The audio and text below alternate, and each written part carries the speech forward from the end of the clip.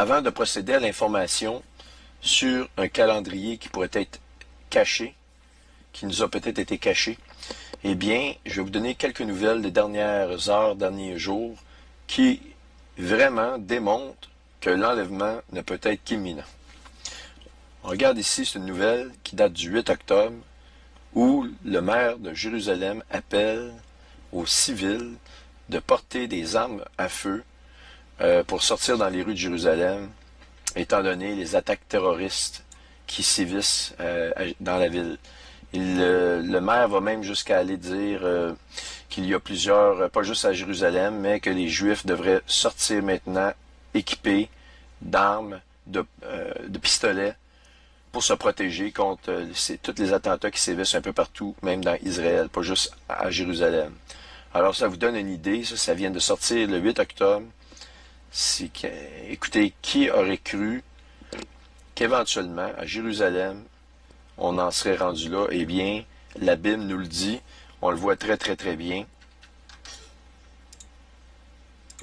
Dans Zacharie 12, « Voici, je ferai de Jérusalem une coupe d'étourdissement pour tous les peuples d'alentour. » Alors donc, on voit ici que justement, rien ne va plus et nous sommes rendus très avancés dans ces prophéties-là qui sont des prophéties des derniers jours. Il est impensable que ça puisse durer encore des années avant de voir l'accomplissement au complet de toutes ces prophéties-là.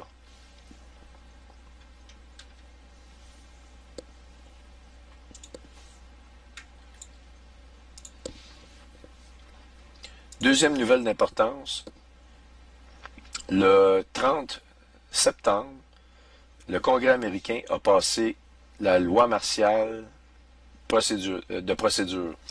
Ce que ça veut dire, c'est que vous saviez que le budget américain arrivait à échéance le 29 septembre, justement le lendemain de la dernière lune de sang. Eh bien, ce coup-là, par rapport, contrairement, je veux dire, à 2013, le problème qu'ils ont, c'est qu'ils voient actuellement une attaque directe sur le dollar américain. J'ai vu un article qui était de hier à l'effet que maintenant la Chine officiellement vont utiliser le yuan comme réserve mondiale. Ça passe actuellement par les pays qui font partie de la BRICS. Par contre, ça va se globaliser très rapidement et c'est pour ça que ici, aux États-Unis, ils voient vraiment le dollar américain. Voyez-vous, Congress declares martial law as dollar rapidly collapses. Donc, on voit que c'est à cause de la destruction du dollar américain, de la tombée du dollar américain. Ils savent qu'est-ce qui vient. Et ce coup-là, on peut comprendre que en mettant la loi martiale procédurale, si vous voulez, cette loi-là s'appelle la PDD 25. Elle permet à Barack Obama de bypasser le Congrès, de prendre des mesures drastiques économiques. Il peut décider qu'il ferme le gouvernement ou certains secteurs du gouvernement sans plus attendre. En dedans d'une journée, la décision est prise et en dedans d'une journée, elle est appliquée à la grandeur du pays. Alors imaginez-vous, ça peut même lui permettre maintenant que c'est déclaré de garder le contrôle même pour canceller les prochaines élections. Alors récemment, Barack Obama a signé des papiers dans ce sens-là. On voit l'accomplissement de ces choses-là. Maintenant, encore plus prophétique, regardez bien ce qui suit. Vous saviez que la Russie a envoyé 150 000 troupes de soldats en Syrie pour combattre ISIS. Bon, peu importe. Ils ont envoyé des soldats, de l'infanterie, mais ils ont aussi envoyé des avions, ça vous le savez. Regardez bien ce qui s'est produit très récemment. On voit la date le 8 octobre. Israël vient de découvrir une réserve d'huile très importante, ok, avec une quantité très significative. Ils appellent ça l'or noir ici. Alors quand on parle de cheval noir de l'Apocalypse, et en passant, juste une parenthèse, à cause du conflit entre la Russie qui bombarde en Syrie actuellement, le prix du brut, du baril du brut, de l'huile brute, a chuté énormément. Donc, c'est extrêmement mauvais pour l'économie. Vous avez des prix trop bas comme on voit actuellement. Et je vous ai parlé de de la diminution du prix du baril de pétrole comme étant l'accomplissement de la destruction du pétrodollar. L'accomplissement du pétrodollar, sa destruction, eh bien, amène une économie très faible et donc, moi je pense que ça a un rôle très très grand à jouer dans le cheval noir, justement, le cheval noir comme l'or noir, eh bien, ça va toucher grandement l'économie. Alors, ce que vous devez savoir ici, je vais vous montrer un petit, vous allez comprendre, un petit diagramme. Je l'ai ici. Bon. Non, c'est pas ça ici. Bon, voilà. Vous voyez un diagramme ici de l'accumulation sous terre d'huile et de pétrole, de gaz. Eh bien, lorsque vous avez vous creusez dans le sol, vous allez avoir des épaisseurs de roches qui, elles, permettent au gaz de rester coincé. Comme vous voyez ici, le gaz va se retrouver toujours au-dessus parce qu'il est plus léger que l'huile, etc., etc., etc. Et donc, ils vont percer et aller chercher, au fur et à mesure, les réserves d'huile. Mais voyez-vous ici les bandelettes de pétrole? Vous pouvez être ici en Israël, et évidemment, vous avez une frontière ici, imaginez-vous que la Syrie de ce côté-là, avec la tour qu'il y a là. Et donc, eux l'ont trouvé ici, mais évidemment, on sait que les grandes, je vais appeler ça des nodules d'huile, si vous voulez, peuvent se retrouver facilement de l'autre côté de la frontière. Alors, voyez-vous le conflit alimenté, comme on dit, on parle de jouer avec des allumettes dans un entrepôt rempli de poudre à canon. Eh bien, ici, on pourrait dire jouer avec des allumettes remplies de pétrole. Alors, c'est prêt à exploser cette situation-là. Et le timing, le synchronisme est incroyable. Regardez, 8 octobre 2015. Eh bien, regardez ce que la prophétie nous dit, vous allez vraiment être renversé. Ça ici, c'est Ézéchiel 38-39. Je sais qu'il y a eu beaucoup de personnes qui ont parlé que Ézéchiel 38-39 serait finalement la Turquie. Moi, j'ai des bonnes raisons de croire que ça va être la Russie. J'ai vu ces documents-là, ces informations-là qui ont été faites à propos que la Turquie serait finalement Gog et Magog. Mais moi, j'ai étudié la famille de Poutine, notamment, et je peux vous dire, je suis absolument pas convaincu. Tout au contraire, je crois que c'est la Russie. Et là, vous commencez à comprendre que finalement, la Russie descend vers Israël. Mais là, regardez bien. Je viens de vous montrer un diagramme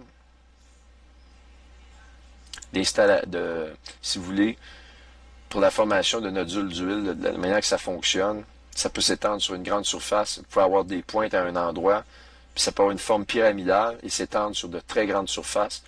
Eh bien, cette réserve d'huile-là qu'ils ont trouvée, eh bien, est dans les hauteurs du Golan, proche de la frontière avec la Syrie. Vous avez très bien compris. Alors, la prophétie nous dit, dans Ézéchiel, la parole de l'Éternel me fut adressée en ces mots, Fils de l'homme, tourne ta face vers Gog, au pays de Magog, moi je crois toujours que c'est la Russie, vers le prince de Roche et de Méshec et de Tubal, et prophétise contre lui. Tu diras, ainsi parle le Seigneur l'Éternel, voici j'en veux à toi, Gog, prince de Roche, de Méshec et de Tubal. Je t'entraînerai, regardez bien ça, et je mettrai une boucle à tes mâchoires, autrement dit un appât, et je te ferai sortir, toi et toute ton armée, chevaux et cavaliers.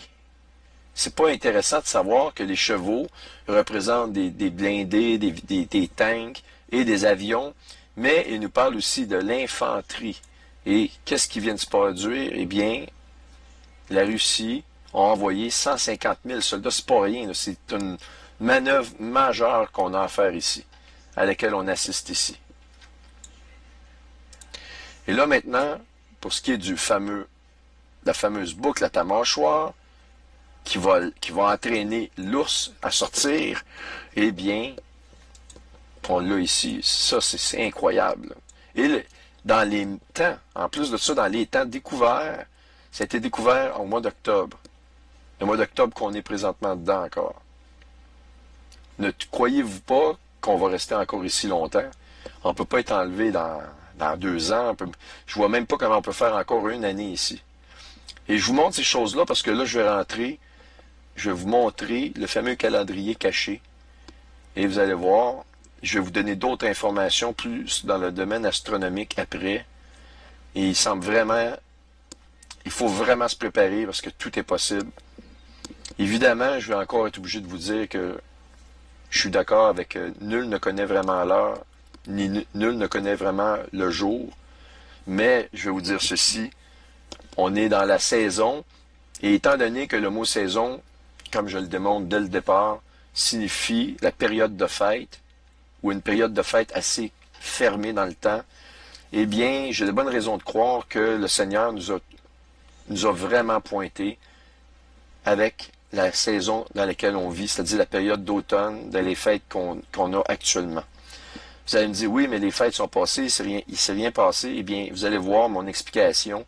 Je crois que la Bible concilie le calendrier moderne qu'on a suivi, que les Juifs suivent actuellement, et le transpose. Et c'est pour ça que le Seigneur nous dit qu'aux yeux de ses serviteurs, eh bien, il retarde ou il tarde à venir. Mais je vais vous donner cette explication-là. Et de plus, vous allez voir que le calendrier caché que je vais vous montrer, finalement, a été suivi par les anciens Israélites pendant des millénaires. C'est seulement dans l'ère moderne que les Juifs d'aujourd'hui ont utilisé de méthodologies différentes, étant donné qu'ils peuvent savoir d'avance les cycles lunaires, et ils ont oublié certaines prescriptions très importantes, et je vais vous montrer ces choses-là. Donc, juste pour vous mettre en bouche, je suis encore plus enthousiaste de la date qui vient que celle qui s'est produite au 13 septembre. Mais vous allez voir que celle du 13 septembre, elle était extrêmement importante et elle est prophétisée aussi. La femme qui se lève des extrémités de la terre pour entendre parler de la sagesse de Salomon s'est véritablement produite le 13 septembre. J'ai cru bon penser que ça pouvait être l'enlèvement. Mais le Seigneur nous dit que c'est un signe qui annonce le jugement sur cette génération adultère. Eh bien, si ça l'annonce, ça veut dire qu'on ne peut pas attendre 5, 6, 7, 8 ans. Sinon, ça ne donnerait rien au Seigneur d'envoyer un grand signe astronomique pour annoncer quelque chose. Mais ce qui est très, très bon de voir, c'est que depuis le 13 septembre, les prophéties à l'intérieur de l'Église, de la division de celle-ci, du bon grain, de l'ivraie séparée, et de certains serviteurs qui battent d'autres serviteurs, eh bien, fait rage partout dans l'Église. Et sans cette attente-là, de cette date-là, qui finalement n'a rien donné de bon, là, au niveau de l'enlèvement, je parle, eh bien, sans cet événement-là, eh bien, la prophétie n'aurait pas eu lieu comme elle nous le dit, c'est-à-dire de voir des serviteurs déchirer d'autres serviteurs. Et ça, vous êtes tous d'accord. Vous vivez des attaques de vos confrères chrétiens en ce moment. Il y a vraiment une séparation à droite et une séparation à gauche. Alors, regardons ça en détail. Alors, ici, je vous ai parlé que Jérusalem, Israël est l'horloge de l'humanité, mais Jérusalem, c'est l'aiguille qui donne les secondes sur l'horloge de l'humanité. C'est encore plus précis. Bien, vous avez une idée de qu'est-ce qui se passe. Un des 3 adolescents ici qui avait été rapporté comme étant tué par les forces israéliennes, finalement, n'était que blessé. On voit ici les morts à la frontière de Gaza augmentent les risques de l'escalade de la violence. 3 Palestiniens, des adolescents, ont été tués par les forces israéliennes en protestation proche de la frontière de Gaza. C'est probablement un des ados ici qui est finalement juste blessé, pas tué, qui vient de cette situation-là. 56 minutes, là, voyez-vous. 56 minutes. Ici, j'ai quelques minutes, 6 minutes. C'est une nouvelle qui vient de rentrer. Alors ici, donc on le voit ça, on l'a vu. La tension qui monte entre les clans arabes et israéliens. On voit ici des regards qui sont jetés. Les gens ne se font plus confiance. Ils se disent est-ce qu'ils portent des armes, etc., etc. C'est vraiment une situation qui est, c'est la guerre civile, c'est le début d'une guerre civile. Et ça, on voit pas comment ça peut désamorcer. C'est le contraire. Ce qu'on voit, c'est le départ.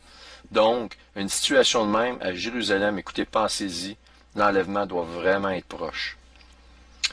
OK, plusieurs Palestiniens ont été blessés lors d'une bagarre, d'une confrontation avec la police après que des Palestiniens eux poignardé 2 policiers et les avoir abattus à Jérusalem. Imaginez-vous, poignarder 2 policiers puis les abattre à coups de pistolet en pleine rue. Je veux dire, c'est la guerre civile. C'est une nouvelle en Ankara, je vais la passer celle-là. Ah, voyez-vous, il y a seulement 3 heures, un second attentat au couteau à Jérusalem. 3 policiers blessés, dont 2 de ceux-ci par des tirs amicaux. Et friendly fire, ça veut dire c'est des tirs de leurs collègues.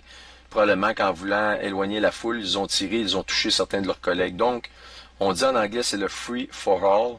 Ça veut dire qu'ils sont en train de perdre le contrôle, puis c'est juste le début. Alors, puis ça, je pourrais vous montrer les nouvelles. Regardez ici, il y a 3 heures, des vagues d'attaques palestiniennes. Ce que Amos Harel déclare ici, c'est que ces vagues d'attaques-là, ce n'est pas encore l'intifada. Alors, ce qu'il veut dire, c'est imaginez-vous lorsque ça va l'être, qu'est-ce que ça va devenir. Alors, voyez-vous, ça, c'est la situation à Jérusalem. Présentement, là, on est le 10 octobre 2015. Alors, je vais maintenant vous parler d'une divergence dans 2 calendriers qui semblent expliquer la raison pour laquelle le Seigneur nous dit qu'il va tarder aux yeux de ses serviteurs. Là, ici, je vous parle de la situation actuelle qui se vit présentement dans l'Église grâce aux événements qui entourent le Rosh Hashanah du 13 septembre 2015. Et évidemment, il ne faut pas dire qu'il ne s'est rien produit. Au contraire, si l'événement si l'événement attendu de l'enlèvement de l'Église se serait produit au Rosh Hashanah du 13 septembre 2015, alors certaines parties des Écritures deviendraient fausses quand on y pense comme il faut.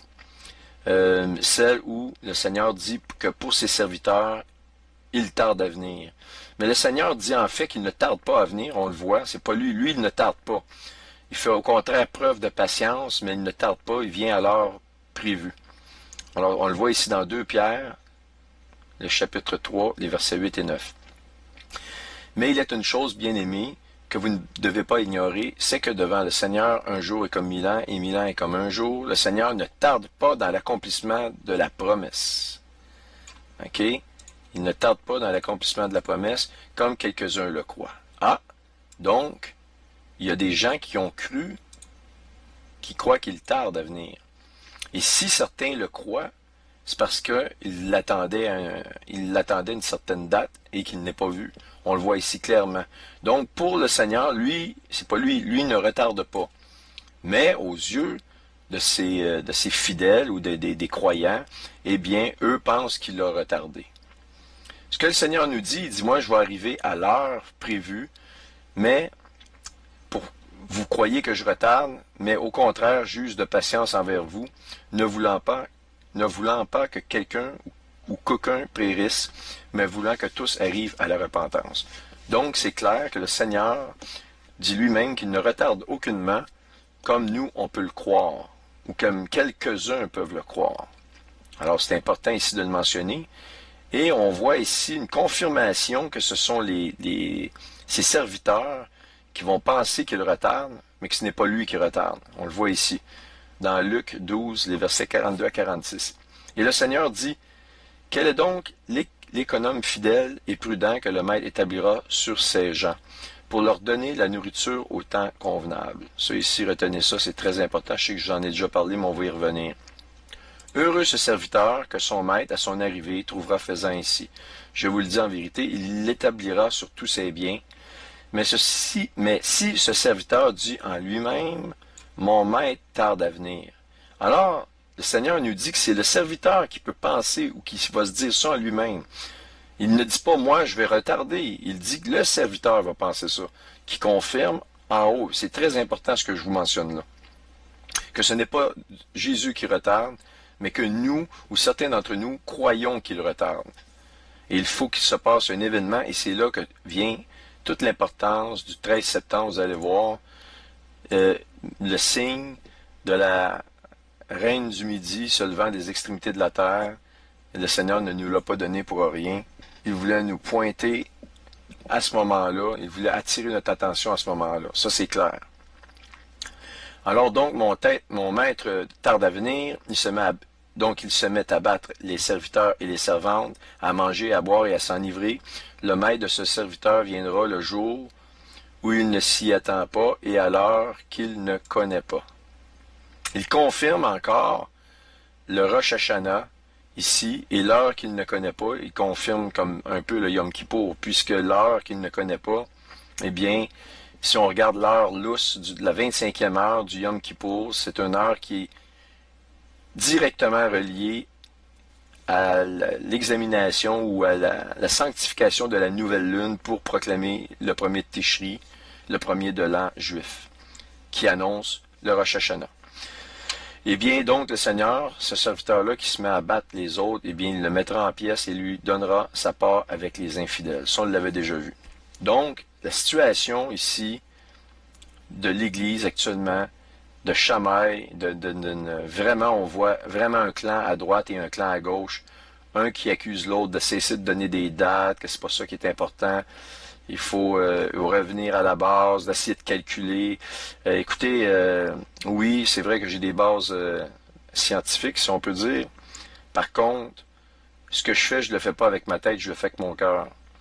Donc, j'utilise peut-être certains talents que j'ai, mais à l'intérieur de ce que je fais, c'est vraiment mon cœur. Donc, de me faire dire, arrête de calculer.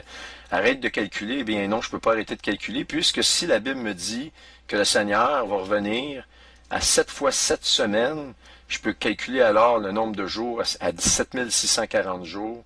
Eh bien, si la Bible me donne ces indications-là, c'est parce qu'elle veut qu'on le calcule.